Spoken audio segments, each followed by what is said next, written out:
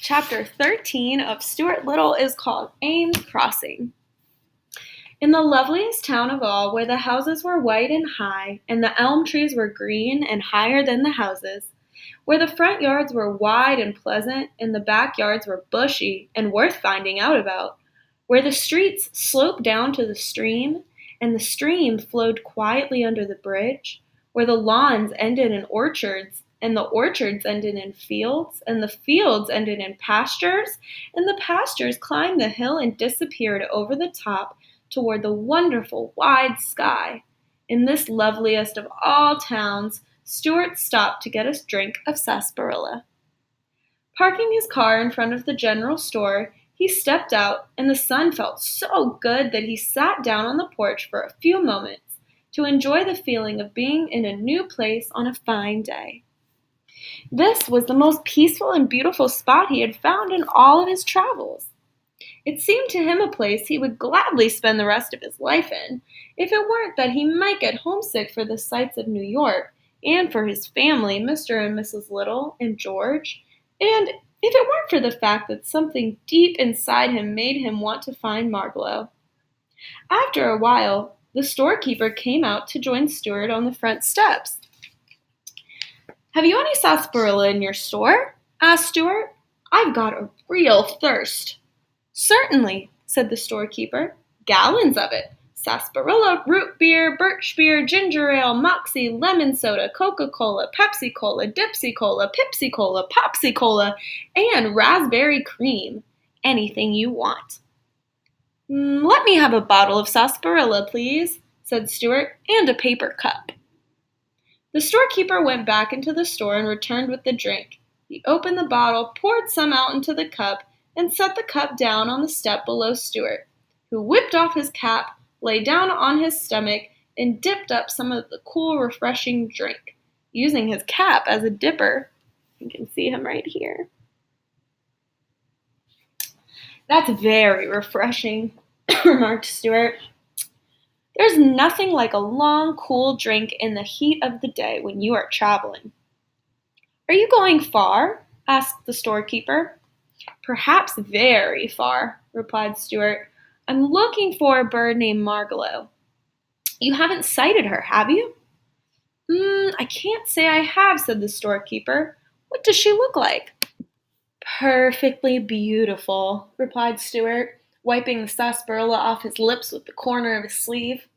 "She's a remarkable bird. Anybody would notice her. She comes from a place where there are thistles." The storekeeper looked at Stuart closely. "How tall are you?" he asked. "You mean in my stocking feet?" said Stuart. "Yes." 2 inches nothing and a quarter," answered Stuart.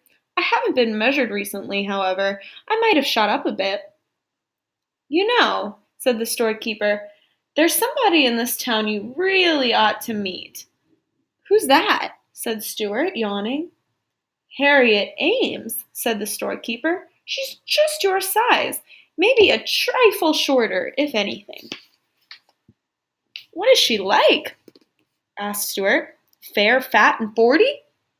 "No, Harriet is young, and she's quite pretty. She is considered one of the best dressed girls in town, too.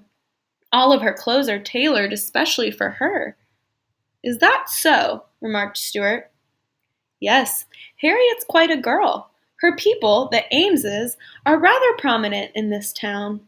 One of her ancestors used to be the ferryman here in Revolutionary days. He would carry anybody across the stream. He didn't care whether they were British soldiers or American soldiers, as long as they paid their fare.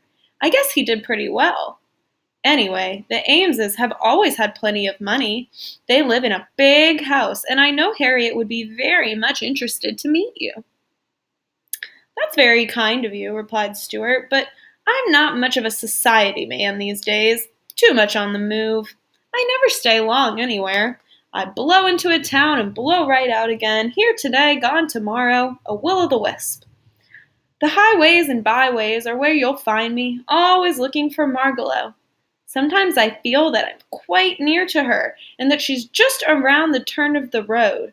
But other times I feel that I'll never find her and never hear her voice again."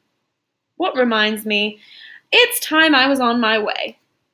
And Stuart paid for the drink, said goodbye to the storekeeper, and drove off. But Ames Crossing seemed like the finest town he had ever known, and before he reached the end of the main street, he swerved sharp left, turned off onto a dirt road, and drove down to a quiet spot on the bank of the river. That afternoon he swam and lay on his back in the mossy bank, his hands crossed under his head, his thoughts returning to the conversation he had with the storekeeper. "Harriet Ames," he murmured.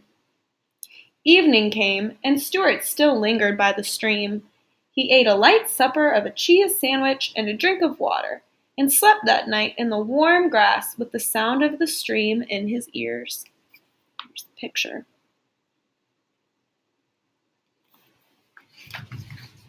In the morning, the sun rose warm and bright, and Stuart slipped into the river again for an early dip.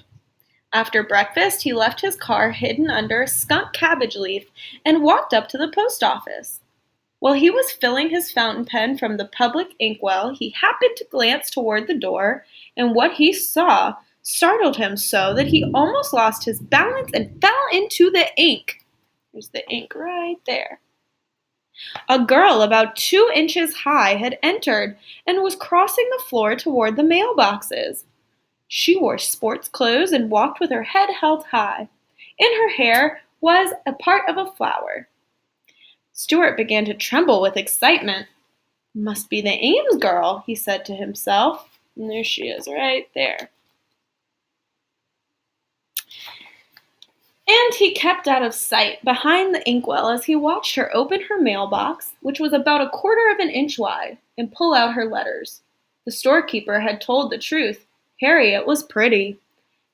And of course, she was the only girl Stuart had ever encountered who wasn't miles and miles taller than he was. Stuart figured that if the two of them were to walk along together, her head would come a little higher than his shoulder. This idea filled him with interest.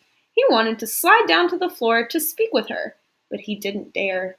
All his boldness had left him, and he stayed hidden behind the inkwell until Harriet was gone.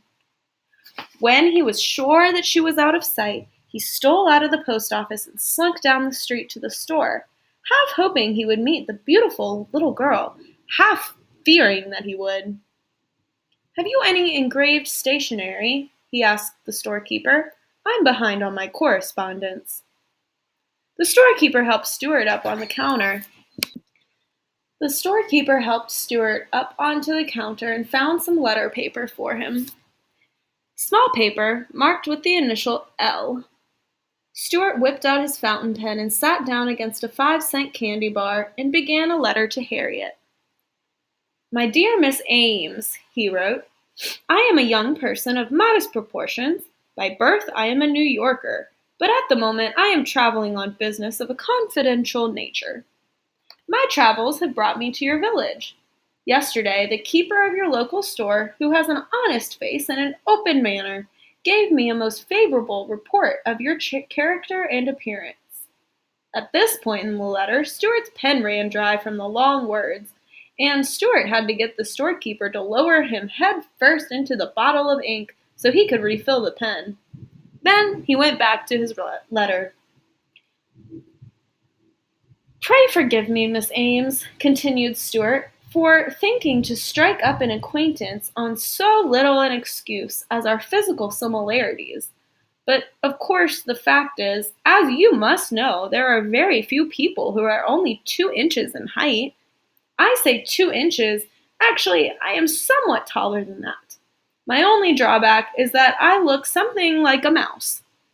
I am nicely proportioned, however, and muscular beyond my years, and let me be perfectly blunt. My purpose in writing this brief note is to suggest that we meet. I realize that your parents may object to the suddenness and directness of my proposal, as well to my somewhat mouse-like appearance, so I think probably it might be a good idea if you didn't mention the matter to them. What they don't know won't hurt them. However, you probably understand more about dealing with your father and mother than I do. so I won't attempt to instruct you, but will leave everything to your good judgment. Being an outdoors person, I am camped by the river in an attractive spot at the foot of Tracy's Lane. Would you care to go for a paddle with me in my canoe? How about tomorrow afternoon, towards sundown, when the petty annoyances of the day are behind us, and the river seems to flow more quietly in the long shadows of the willows? These spring evenings are designed by special architects for the enjoyment of boatmen. I love the water, dear Miss Ames, and my canoe is like an old and trusted friend. Stuart forgot in the excitement of writing Harriet that he did not own a canoe. If you wish to accept my invitation, be at the river tomorrow about 5 o'clock. I shall await your arrival with all the eagerness I can muster. And now I must close this letter and catch up with my other affairs. Yours very truly, Stuart Little. After Stuart had sealed his letter in an envelope, he returned to the storekeeper. Where can I get a hold of a canoe? He asked. Right here, replied the storekeeper. He walked over to his souvenir counter and took down a little birch bark canoe with the words Summer Memories stamped on the side. Stuart examined it closely. Does she leak? Asked Stuart. It's a nice canoe, replied the storekeeper, bending it gently back into shape with his fingers.